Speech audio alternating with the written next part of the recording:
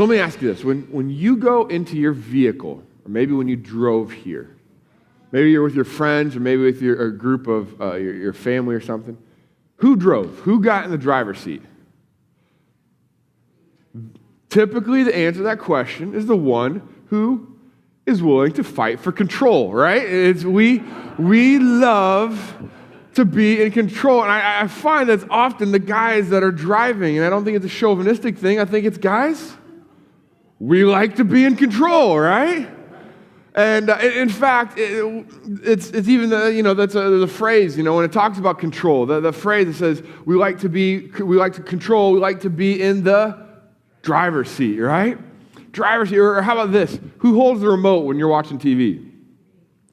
Or maybe the mouse these days, whatever you're holding. But who holds the remote when you're watching TV?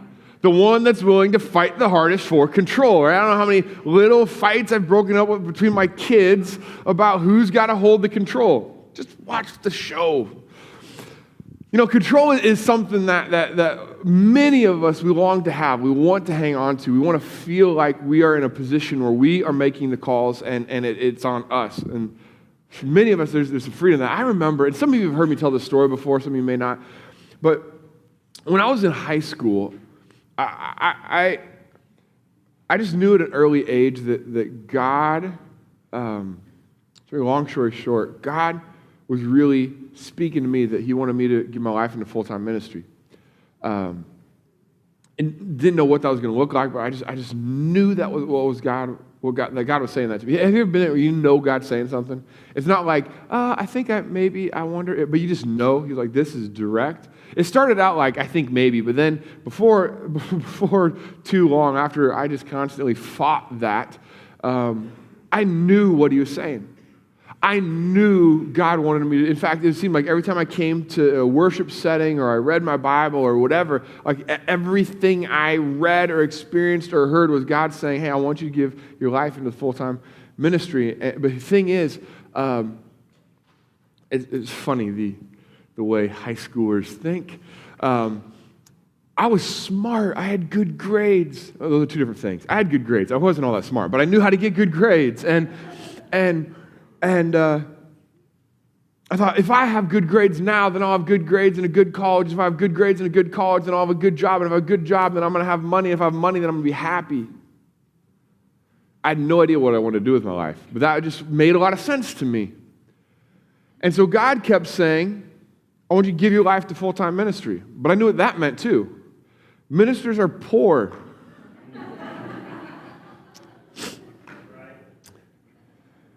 And so for years through high school, I continued to say, God, no. Why?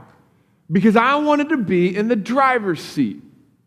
I wanted to hold the remote. I wanted to be in control. And as long as I was pursuing the American dream, I got to make the choices that I wanted to make about my life, about my job, about my future, about my family someday, whatever that was going to look like. But I didn't know what it was going to look like. I didn't care. I just wanted the control over what it could look like. And finally, God just, I'll be honest, this sounds a less than spiritual way to accept the call of God. But basically, I came to the practical realization, that if He's not going to leave me alone, I'm not going to be happy until I say yes. So I selfishly said, sure, God, I'll be in ministry. It's amazing how He changes your heart, but that's for another day and time. That instantly changed. I was excited about it. But it took a long time because I didn't want to let go of that control. The truth is, when I did let go of it, it was like this wave of relief and peace and excitement about where He was taking me. But up until making that decision to step underneath His control, or you can say underneath His authority, I wanted nothing to do. I pushed against it. You see, the word authority and control are often related together, aren't they? We tend to want authority because we see authority as control. If I have authority in a situation, then I have control of that situation. And so we tend to see this connection between authority and control. But I don't think it's always as perfectly just connected as you might think. Think about the positions that you have, or the situations, the relationship you have that you have authority over, right? If you have children, you have authority over your children. If maybe there's other family environments or family circumstances where you may have authority over somebody else in your family or group of people. Maybe you work on a team at work where you have authority as a member of the team over others, or maybe you have authority on that team and you lead other individuals. Maybe you're a business owner and you have authority over a lot that goes on in your workplace. Maybe you're part of the PTA or some other organization or some other thing that's making decisions for more people than just yourself. You find yourself in authority. Or maybe you go, I don't have authority of any of that. But you may have relational authority that you may not even be aware of. You're an oldest sibling. You may, whether you know it or not, you may have authority in relational authority, not positional, but relational authority. Your younger siblings, or maybe you could be a middle one and you still might have that authority, where your siblings look to you for answers. You have authority you may not even know about. Maybe a group of friends. And many groups of friends, I can think of high school or college, or you're always with groups of friends. It's funny how there tends to be a ringleader, isn't there? Like one person that suggests something and everybody else jumps on board. That person, if you're that, but you have authority in a relationship, if people tend to gravitate towards you or do what you say or what you say happens, you have authority in those relationships. I would imagine that most all of us in here, in some capacity, one way or another, have authority in relationships, or in positionally, or at workplace, or in some family, or some facet of life. Now, when we think of authority, and when we think about it in the way that we have authority over others, we tend to, isn't that kind of overwhelming sometimes? Like parents, isn't being a parent just like stressful at times? It's hard because you got to make tough decisions and you got to navigate a lot of stuff. Or if you are a business owner, if you're a leader of a team or have authority over a team, you got authority in a certain area, it can be challenging.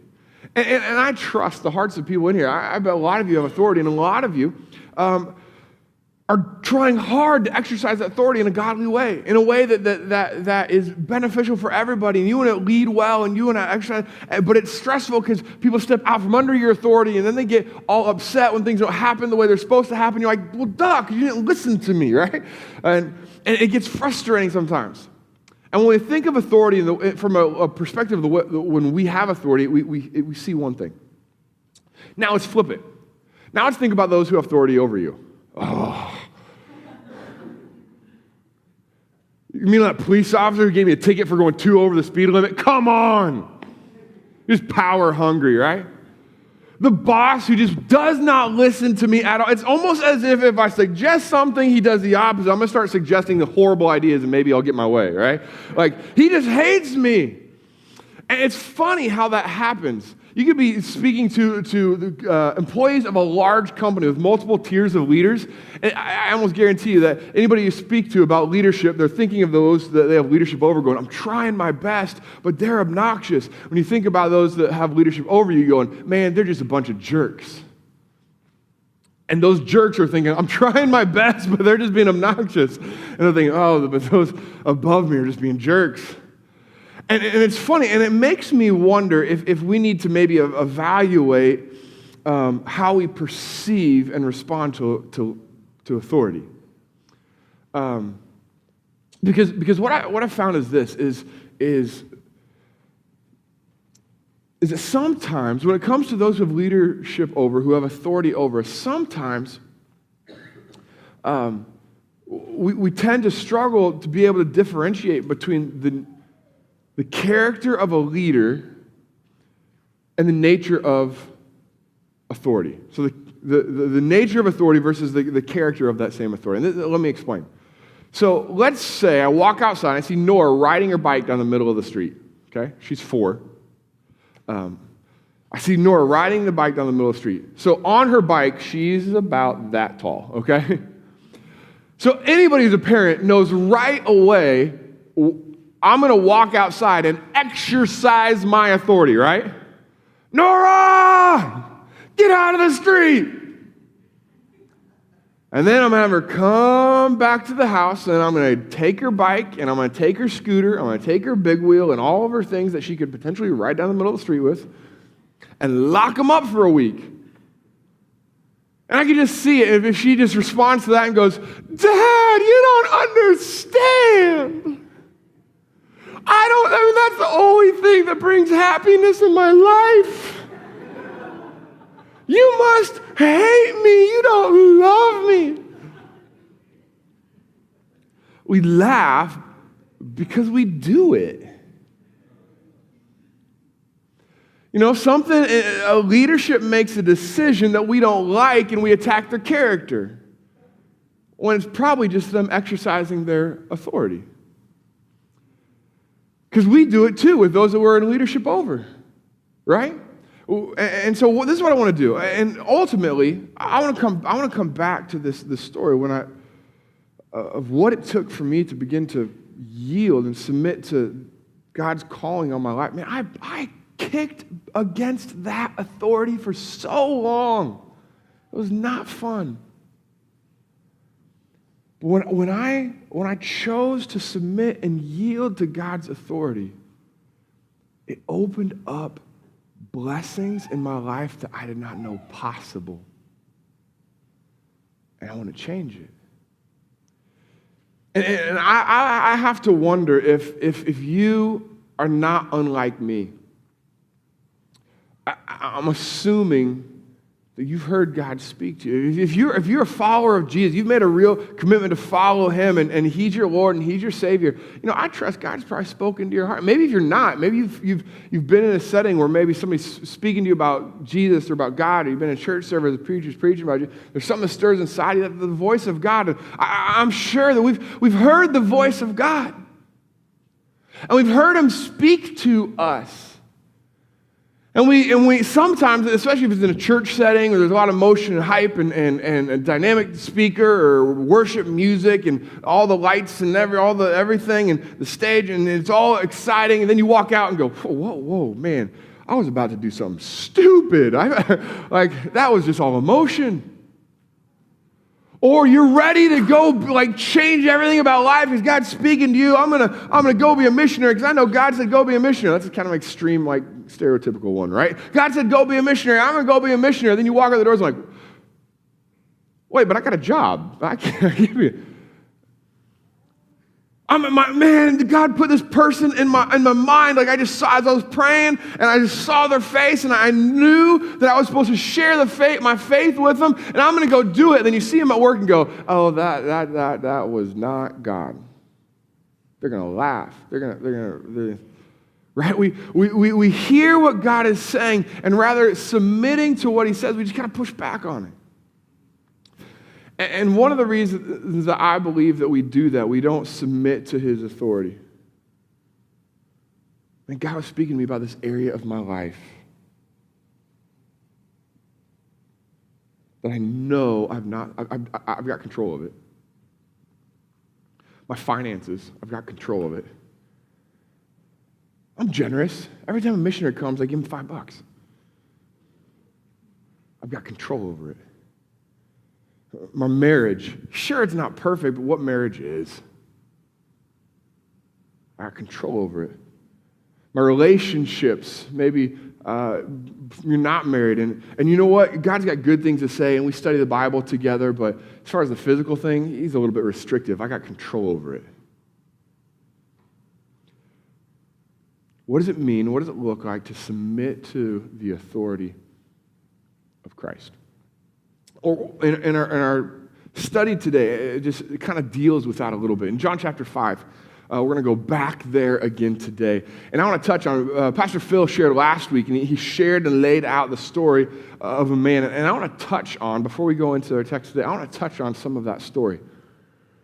Because as we get to verse 16, where we're going to pick up, it jumps in and references what just took place in the story. So I want to talk about that for just a minute.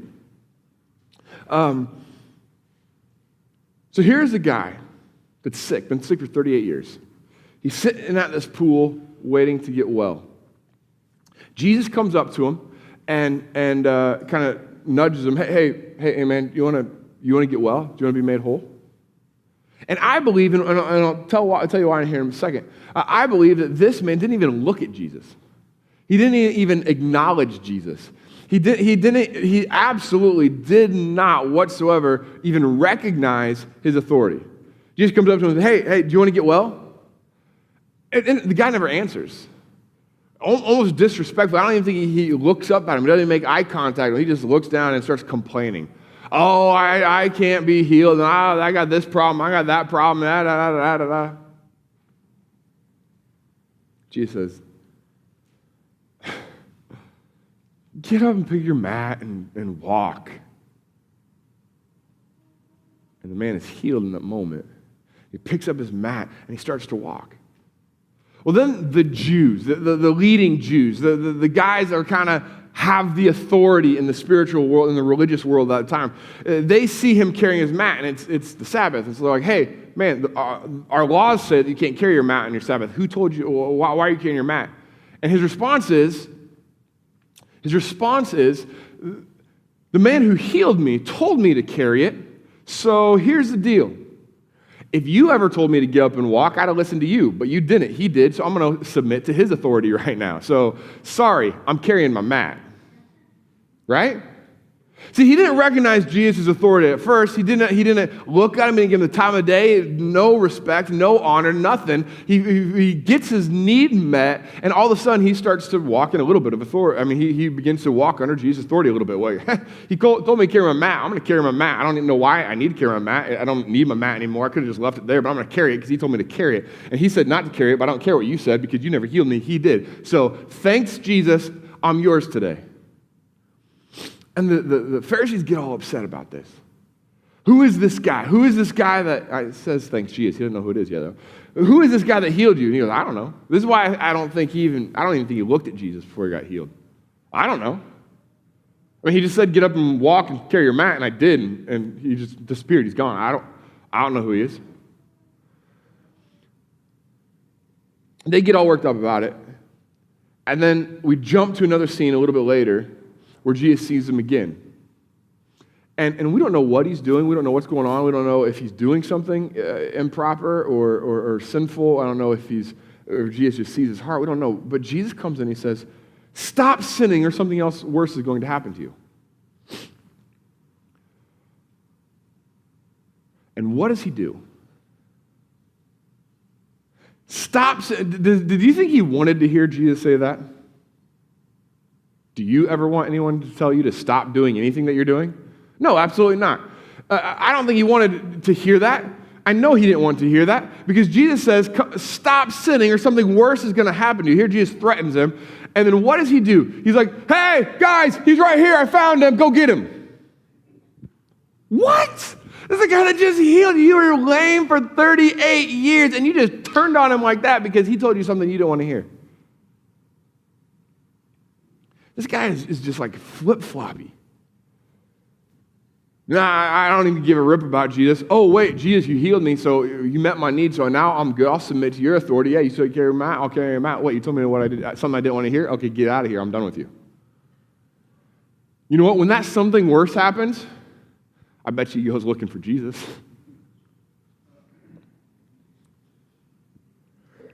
When I was in high school, again, a lot of high school stories today. When I was in high school, my senior year of high school, I just finished literally the weekend after my last high school football game.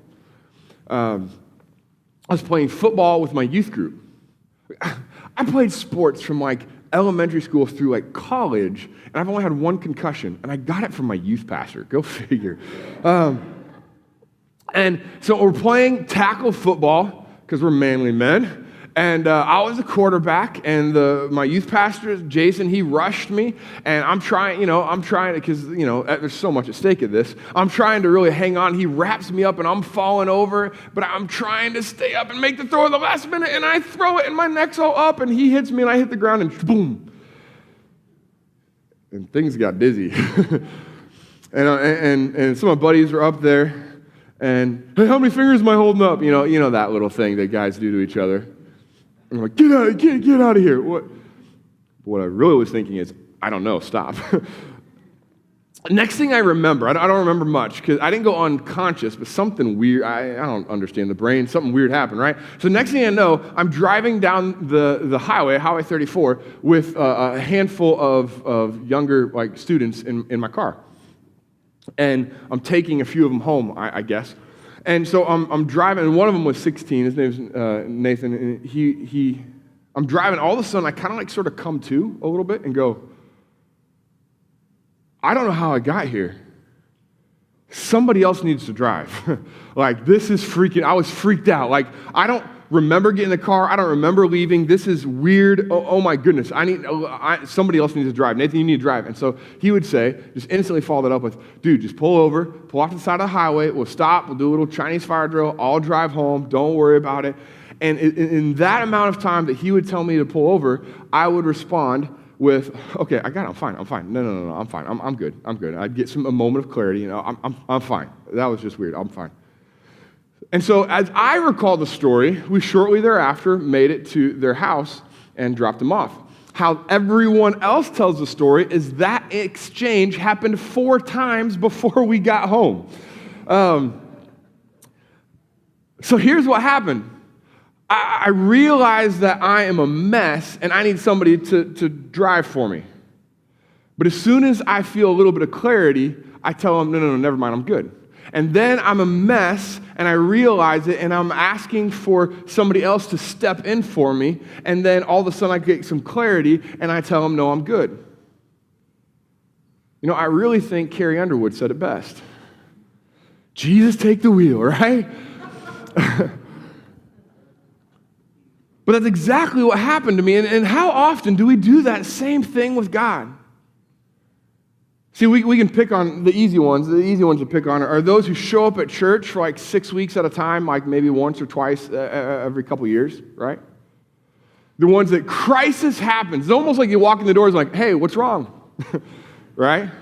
Because crisis happens, and I'm like, I need God. I'm realizing that I can't do this on my own, and I need to submit to his authority because right now I have a need. Or just like the man in John chapter 5, I've got a need, and I can't do anything about it. Jesus, take the wheel.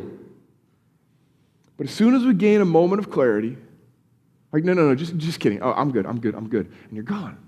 And not that church equals God. I'm not saying that, but that's how people express themselves in those moments at times, right?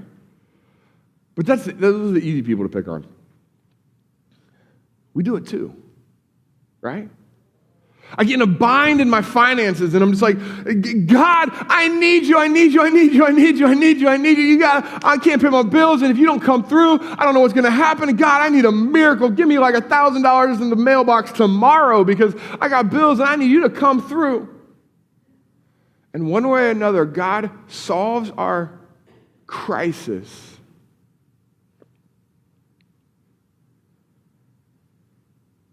We go back to being just as stingy with our money as we ever were.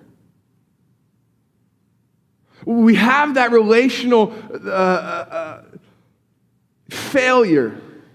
God, I need restoration. I need you to help. And guess what? God does, because he's into restoration. But then I go right back and I fail to submit my relationship to God's authority. And guess what? I'm going to be right back in the same mess that I was in a year ago. See, so often we're just like this guy that's sitting at the well. We don't need Jesus till we have a need. We may not even recognize him until he meets it. But as soon as we're healthy and he says something that we don't like, forget about it. You just forget about it.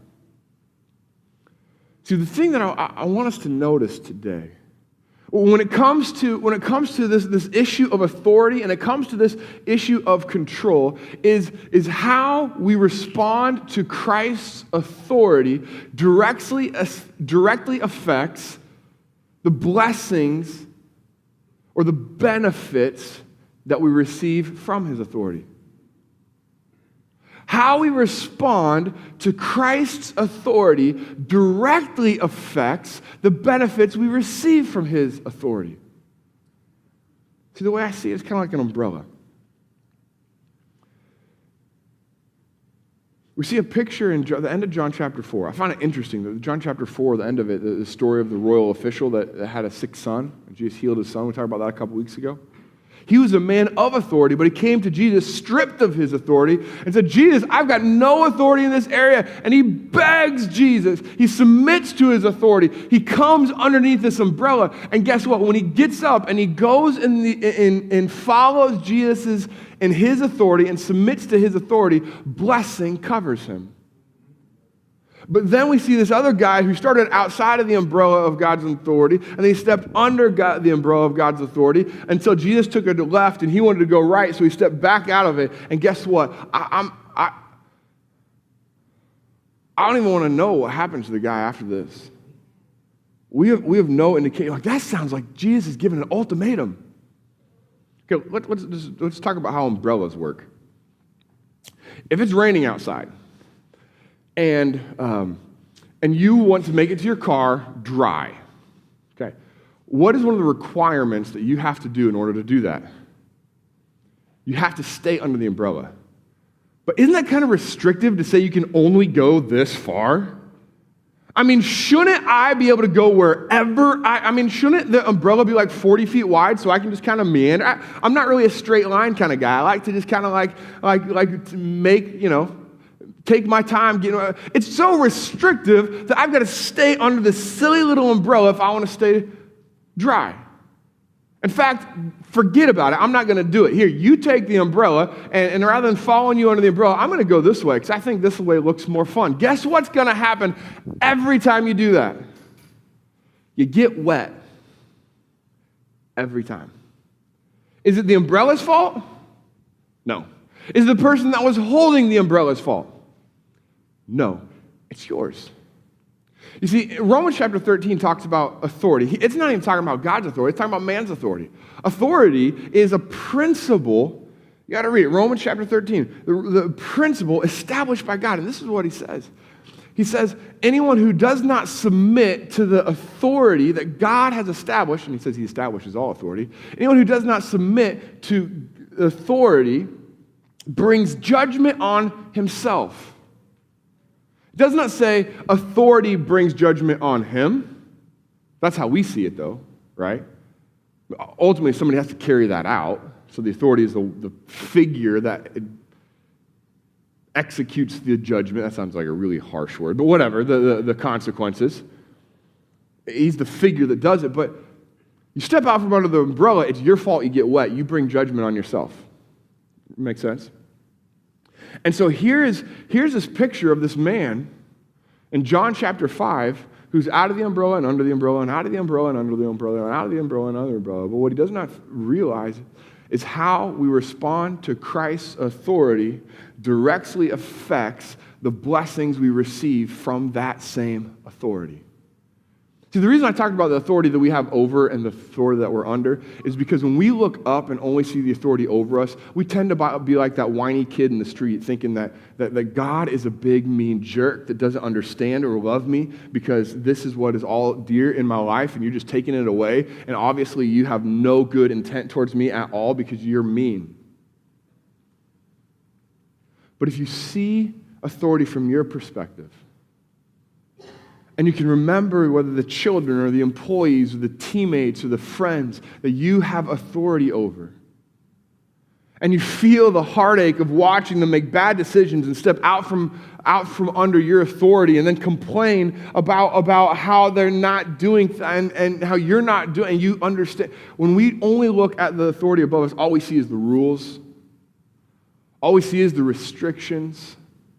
As we begin to put ourselves in that shoes, we realize I'm just trying to protect and bless and create the greatest environment possible for the people under my authority to live and thrive. See, this is the picture of Jesus' authority. And I think John is touching on this because first we see a man of authority who submits and he gets up and he goes in the blessing of God. Then we see a picture of a man who's wishy-washy, and Jesus says, this is hard. This is not, don't get upset at me. If you want to get upset at Jesus, but this challenges some of our theology. Stop sinning or something worse is going to happen. Grace is free. The guy didn't do anything in order to get a healing, did he? He just laid there. And Jesus, out of his grace, decided, I'm going to heal you. I'm going to give you a special gift. But he said, listen, if you don't walk in submission to my authority, you're going to lose all of what I gave you. There's a nature of walking with Jesus that requires that we stay close enough to him, that we stay underneath his authority, and when we do so, we will reap the benefits of that authority. And then there's a third group. There's those who submit to his authority, those who waver on his authority, and then we see in verse 16 a group that takes it entirely differently. See this group of the Jews. And now he says that, remember, when John uses that phrase, the Jews, he's not talking about all Jews. That used to be a lot of people in our story. He's referring to those that were bringing opposition to him. He's in the temple. We just talked to the guy. He's in the temple. And so we're assuming that these are like the religious folks. These are the who's of religion at the time. We're in Jerusalem, in the temple. This is like where God is at. And these people are the top of the food chain. These are the ones who have all the authority there is to have in religious circles. And this is what it says. This is how they responded to what Jesus was doing. John chapter 5, verse 16, so because Jesus was doing these things on the Sabbath, the Jews persecuted him. So they're making life difficult for him. They're making his ministry difficult on him. They were bringing opposition to him. Why? Because he was doing these things. What things are these? Miracles.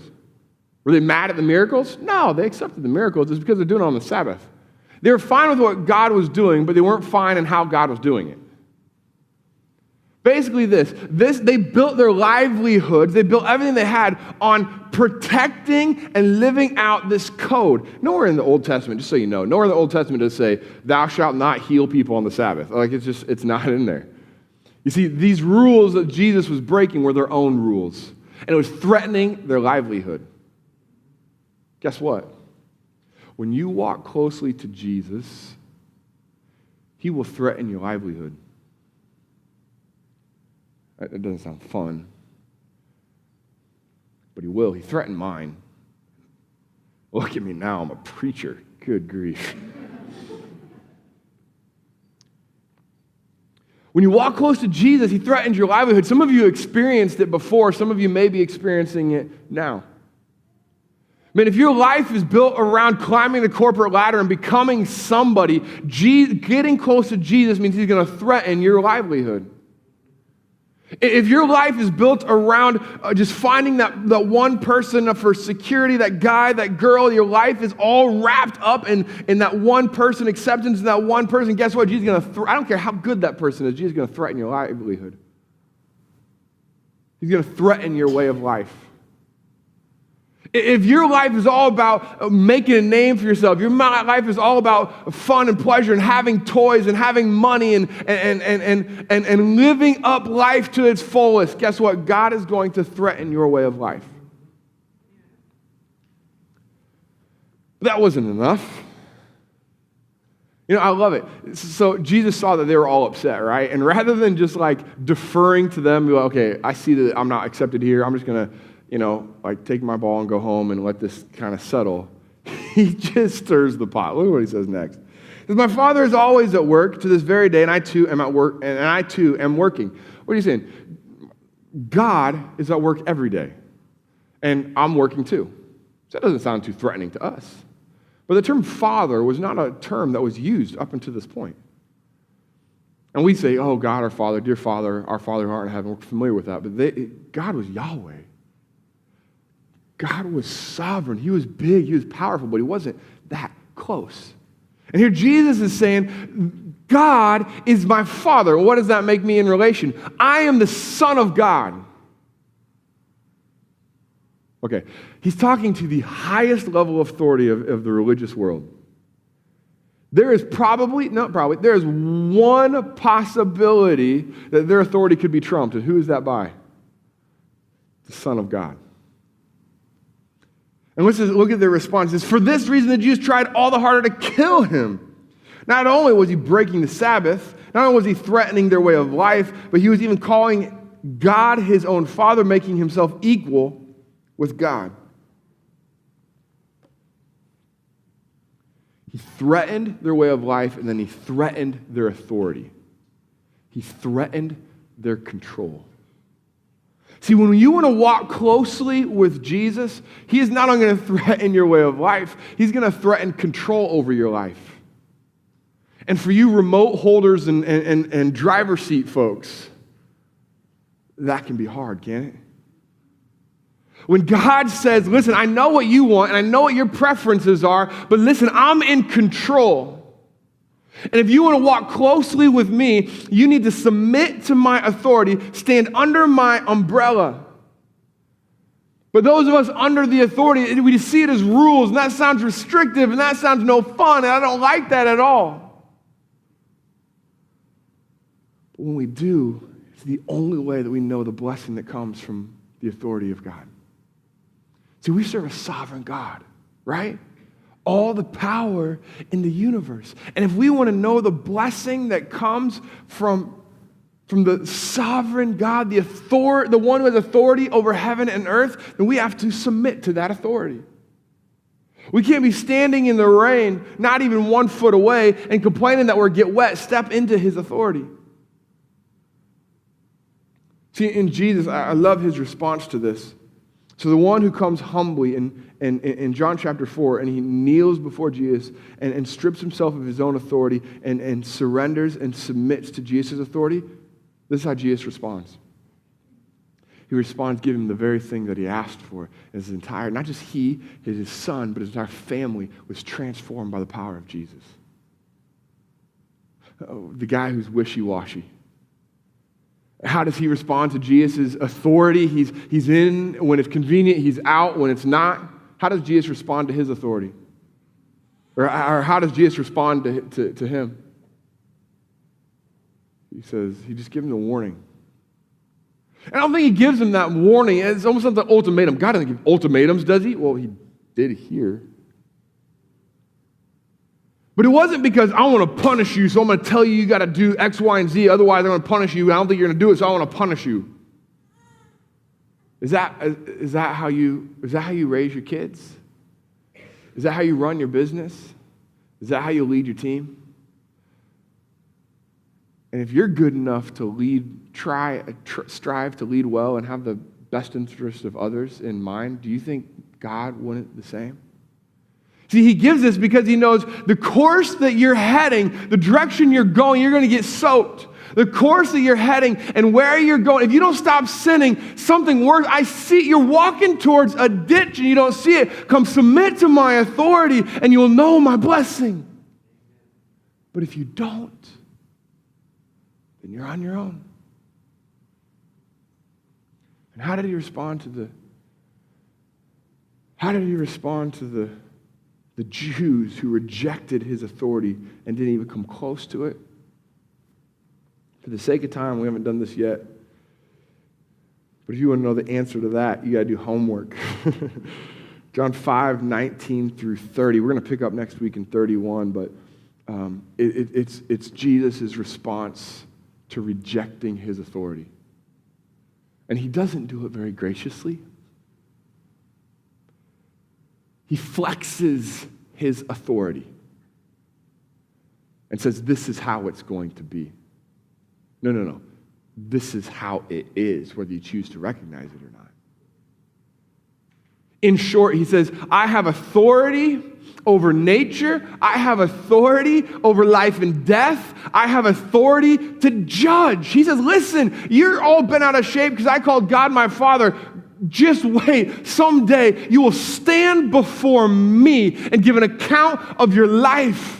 And the only way that you're going to pass from death to life is if you surrender to me and my will and my authority today.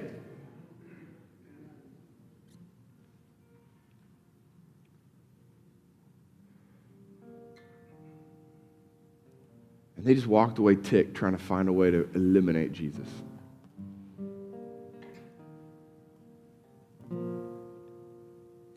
So what does this mean, practically speaking? Well, it means that we should accept Jesus.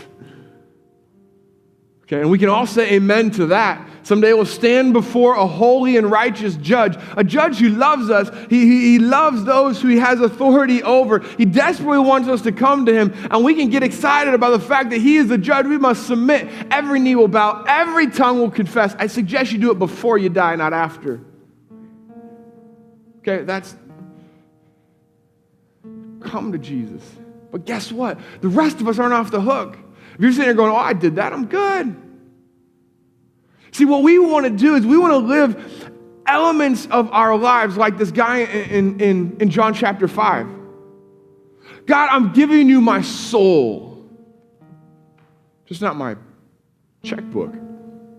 Or, I guess that wouldn't affect many people. Who writes checks these days? I'm not going to give you my password to my debit card.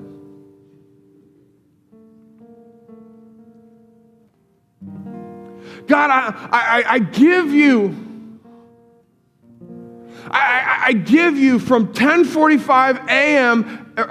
10:43. I'll show up early every single Sunday morning until 11:58, and the preacher goes 2 minutes long. Then those are my 2 minutes. God, you can have my time.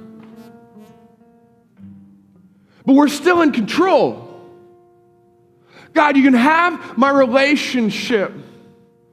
I will treat my girlfriend so well, and I'm going to love her and treat her like a queen because you treat me great. God, that is so good, except the physical side of the relationship, you're just too restrictive on, and I'm going to hang on to that control of that part.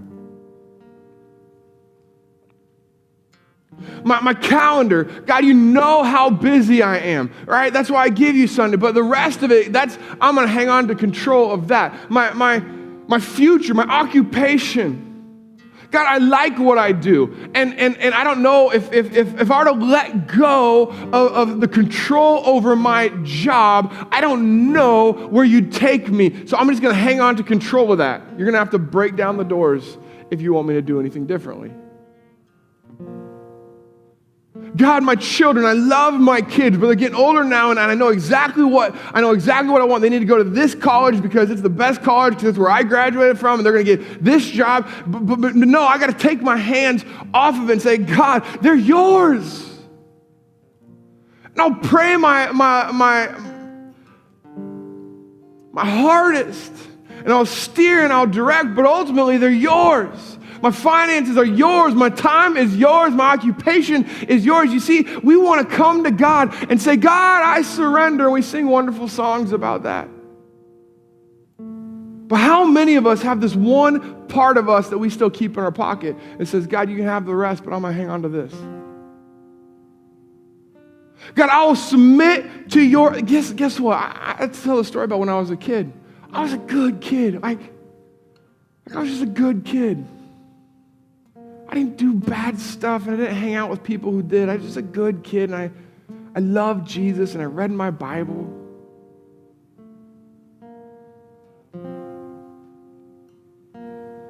And nobody had a clue.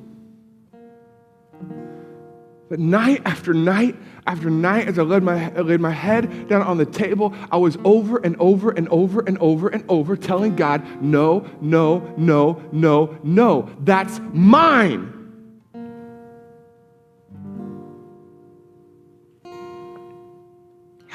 Known that how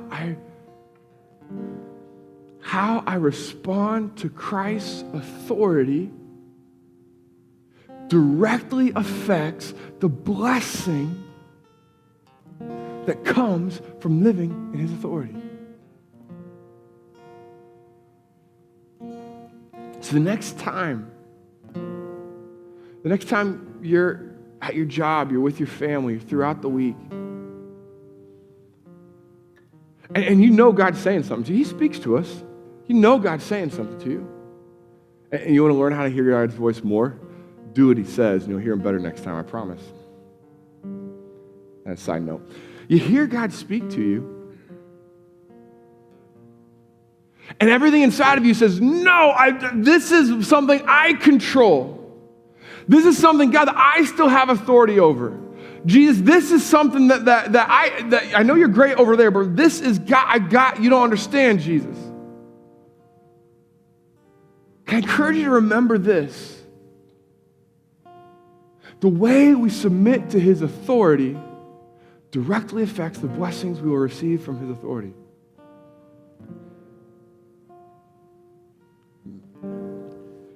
Maybe like me, the first time, I believe you'll grow into it, maybe the first time, like me, when I yielded to his authority, maybe it's totally selfish. Like, okay, God, I'm going to trust this thing. You say your blessings come when I submit to your authority, I'm just going to do it, and so let's see what happens. Now, you're probably not going to get like a $1,000 check in the mail that, like, with a handwritten letter from God that says, hey, good job, okay?